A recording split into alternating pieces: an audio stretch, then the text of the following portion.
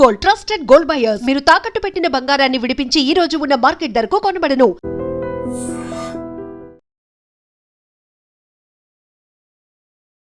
నమస్కారం, welcome to I dream. ధర్మ మార్గం విత్ విజిత కార్యక్రమానికి స్వాగతం.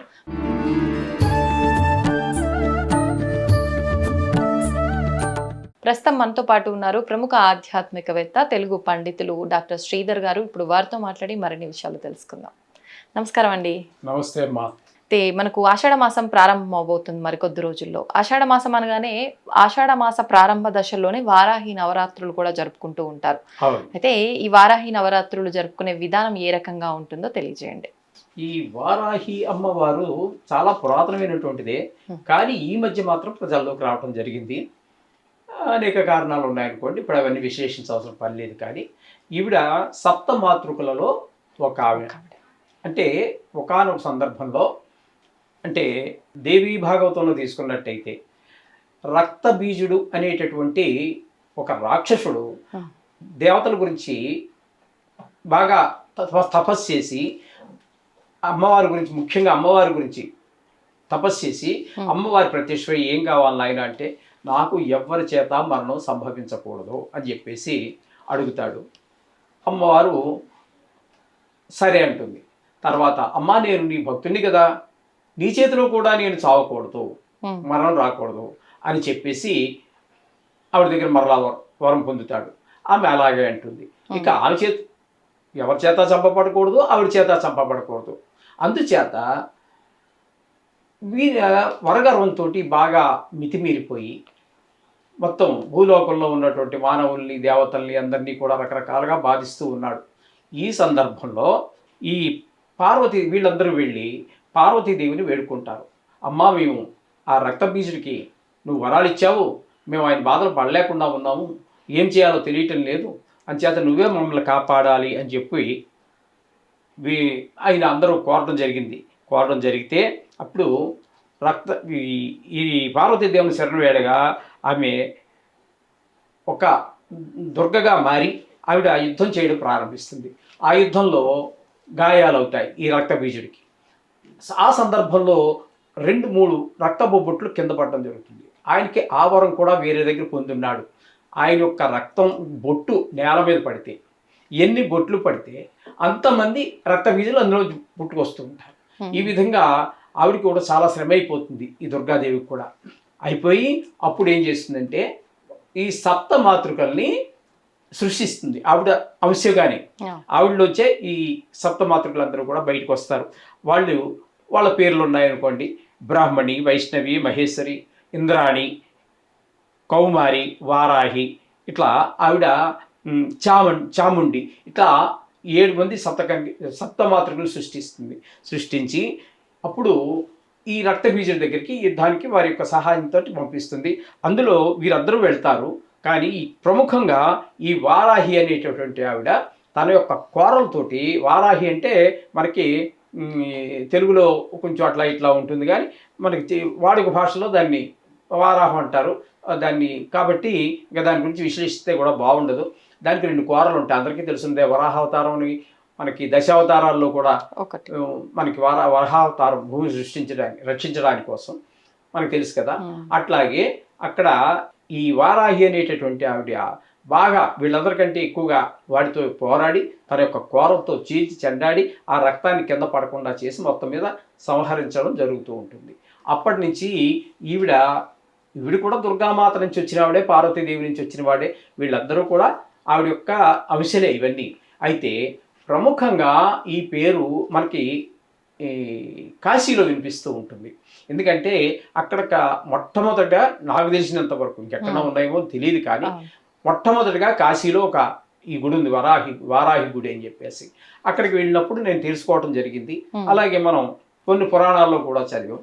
ఆవిడ కాశీ నగరానికి క్షేత్రపాలకురాలు. ఈవిడ రాత్రి అంతా మెలుకు ఉండి మొత్తం కాశీ అంతా తిరిగి అక్కడ ఏ తప్పుడు పని చేయాలనుకున్నా వాళ్ళందరినీ శిక్షిస్తూ ఆ కాశీ నగరాన్ని అంతా కూడా సంరక్షిస్తూ ఉంటుంది. అప్పుడు అటువంటి సందర్భంలో ఆ తెల్లవారుజామున రాత్రి అంతా మెలుకు ఉంటుంది ఆవిడ, పగలంతా పడుతుంటుంది. ఆవిడ తిరిగి తన ఇంటికి వచ్చి సేద తీరేటటువంటి టైం ఏంటంటే తెల్లవారిన దగ్గర నుంచి ఒక 3 గంటలు మాత్రం మనకి దర్శనం ఉంటుంది. ఆ తర్వాత ఆమె శయనిస్తుంది.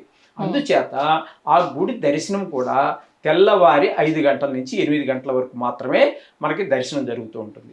అది కూడా ఆ గుడి మామూలు గుడిలాగా పైన ఉండదు. ఆవిడ డైరెక్ట్గా మనం చూడటం జరగదు. ఆవిడ పాతాళ లోకంలో ఉండటం జరుగుతుంది. ఆ గుడి మామూలుగా సమానంగా ఉంటుంది, కిందకి ఇలా ఉంటుంది, గదిలాగా ఉంటుంది, అందులో ఉంటారు ఆవిడ.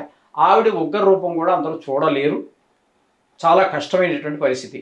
అందుచేత ఆవిడని దర్శించుకోవాలి అన్నట్టయితే ఆ 3 గంటల్లోనే వెళ్ళాలి. వాళ్ళు అక్కడ దానికి కొన్ని రంధ్రాలు పెట్టారు పైన, ఆ స్లాబ్ మీద నుంచే మనం చూడడం జరుగుతుంది. కొంతవరకే స్పష్టంగా మిగతా గుళ్ళల్లో దేవుణ్ణి చూసినంతగా మీరు డైరెక్ట్గా రంధ్రాల నుంచి మొత్తం కనబడదండి, కొంతవరకు కనిపిస్తుంటుంది. అంటే కాళ్ళు శిరస్సు కనబడతాయి కానీ మధ్యలో స్ట్రైట్గా ఉన్న మూలంగా మనం పూర్తిగా చూడలేము. అంచేత ఈ విధంగా ఆవిడ్ని తెల్లవారి 5 గంటల నుంచి 8 గంటల వరకు చూడడం జరుగుతుంది. ఆ తదుపరి గుడి మూసేస్తారు, మళ్ళీ మరుసటి రోజే తెరవడం జరుగుతూ ఉంటుంది. ఈ విధంగా ఆవిడ క్షేత్రపాలకురాలు కాబట్టి ఈ విధంగా జరుగుతూ ఉంటుంది.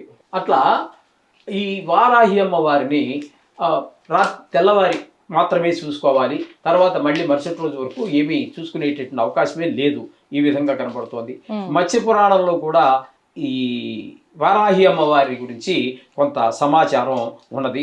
అంధకాసురుడు అనేటటువంటి వాడు మత్స్య పురాణంలో చెప్పింది ఏంటంటే, అక్కడ అంధకాసురుడు అనేటటువంటి వాడు శివుని యొక్క చెమట నుండి ఉద్భవిస్తాడు. ఆ విధంగా ఉద్భవించి అతను కూడా దేవతల మీద యుద్ధానికి వస్తాడు. సంహరించడానికి శివుడు అంధకాసురుణ్ణి వారాహి అమ్మవారిని ప్రార్థిస్తారు. వాడు ప్రజలందరి బాధ పెడుతూ ఉంటే వాళ్ళు వెళ్ళి మళ్ళీ శివుని ప్రార్థిస్తే అమ్మవారి దగ్గరికి వెళ్ళమంటాడు. అంటే 2 రకాలుగా అనేక పురాణాల్లో అనేక రకాలుగా చెప్పబడింది. కాబట్టి ఇక్కడ మనం మత్స్య పురాణం గురించి మనం చెప్పుకుంటున్నాము. ఇక్కడ మళ్ళీ ఆమె దగ్గరికి వెళ్ళినప్పుడు ఆమె వారాహి అమ్మవారిగా ఉద్భవించి ఇతన్ని సంహరించడం జరుగుతుంది. అలాగే వామన పురాణంలో కూడా ఈ రక్తబీజుని ఇది వారాహి అమ్మవారి యొక్క విషయం అంతా కూడా చెప్పబడి ఉన్నది. అక్కడ కూడా ఈ విధంగా ఈ మధ్య కాలంలో చాలా చోట్ల ఈ గుళ్ళు అవి వెలుస్తున్నాయి, కొంచెం ప్రసిద్ధి వచ్చింది, బయటికి వచ్చింది. కాబట్టి ఇక్కడ కూడా చాలా మంది, ఇక్కడ మన హైదరాబాద్ నగరంలో కూడా ఇక్కడ ప్రత్యంగర అమ్మవారి గుడిలో రీసెంట్గా ఒక నెల 15 రోజుల కిందట ఆవిడ యొక్క విగ్రహాన్ని ప్రతిష్ఠించారు. జనం బాగానే వెళ్తున్నారు. ఆవిడ్ని ఎంత వేడితే అంత కోరికలు నెరవేరుతాయని చెప్పేసి ఒక ప్రసిద్ధి వచ్చేసింది ఆవిడికి. అయితే కొంతమంది చెప్పేది ఏంటంటే ఆవిడ ఉగ్రదేవత కాబట్టి ఆవిడ పూజించకూడదు అని చెప్తున్నారు. అందులో అందరికీ ఉగ్రదేవత కాదండి, దుష్టులకి మాత్రమే ఉగ్రదేవత.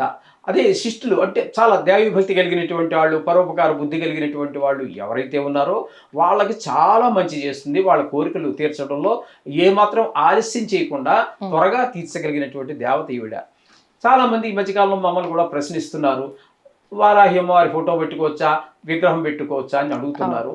అయితే ఫోటో పెట్టుకుని పూజించడంలో తప్పు లేదు, కానీ ఈ యొక్క అనుష్ఠానం విగ్రహాలు మాత్రం పెట్టుకోవద్దండి. అలాగే అనుష్ఠానం కనుక తీసుకున్నట్టయితే అది బీజాక్షర సంపుటీకరణలు అన్నీ ఉంటాయి. కాబట్టి అందులో ఏమాత్రం తప్పులు దొల్లినా అది గురుముఖత తీసుకోవాల్సి ఉంటుంది. అది సిద్ధి పొందడానికి లక్షలు జపం చేయవలసి ఉంటుంది. ఇందులో ఏ ఒక్కటి తేడా వచ్చినా కొంచెం వికటించేటటువంటి అవకాశం ఉంటుంది. ఆవిడ మన కన్న తల్లే కావచ్చు, మనని చాలా ఓర్పు వహిస్తుంది, మనం చాలా తప్పులు క్షమిస్తుంది. కానీ అమ్మ కూడా ఒక్కోసారి 2 దెబ్బలు వేస్తుంటుంది మనని. మనం తప్పు చేసినప్పుడు ఆవిడ కోపం వచ్చినప్పుడు కొంచెం సరియైన మార్గంలో పెట్టడానికి 2 దెబ్బలు వేస్తుంది.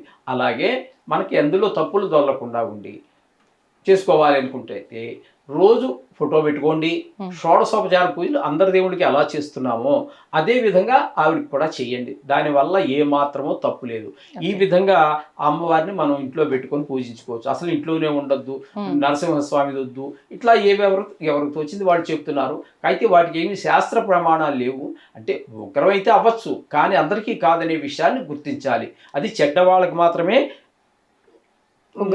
వాళ్ళకి చెడు ప్రభావం చూపిస్తుంది, కానీ మంచి వారికి ఎట్టి పరిస్థితుల్లోనూ కూడా అది చెడు ప్రభావం చూపించదండి. దీన్ని ఆషాఢంలోనే మాసంలోనే చేసుకుంటూ ఉంటారు. దీన్ని ప్రారంభ దినం నుంచే ఒక 9 రోజులు 9 రోజుల పాటు ఈ వారాహి నవరాత్రులు చేస్తూ ఉంటారు. ఇదే మాసంలోనే మనకి బోనాలు అనేటటువంటివి కూడా జరుగుతూ ఉంటాయి. ఈ విధంగా వారాహిదేవి యొక్క పూజలు మనం చేసుకోవడంలో ఏ విధమైనటువంటి తప్పు లేదు. ఇంట్లో పెట్టుకోవచ్చు, ఫోటో పెట్టుకోండి, విగ్రహాలు అవన్నీ తేమాకండి. తెస్తే చాలా నియమనిష్టలు పాటించవలసి ఉంటుంది. అందులో మనకి ఏమాత్రం తప్పు దొర్లినా మనకి కొన్ని అపశకునాలు, కొన్ని దుష్ఫలితాలు కలిగేటటువంటి అవకాశం ఉంది. కాబట్టి కేవలం ఫోటో పెట్టుకోండి, చక్కగా మీరు షోడశోపచార పూజ చేసుకోండి. దానివల్ల ఏ విధమైనటువంటి తప్పు లేదండి. ఓకే, ధన్యవాదాలండి. దీన్ని తవ్వండి, తవ్వుతూనే శివలింగం. సరే దాన్ని అట్లా కప్పేసేయండి, చూపించదండి. Krishna is there. మూర్తి పూజ కాదు, సాక్షాత్ బ్రజేంద్ర నందన భగవాన్ ఉన్నారు మూర్తిలో. ఏమీ ఆశించకుండా ఆరాధించే వాళ్ళు కూడా ఉన్నారా ప్రభుజీ? నిజమైన భక్తి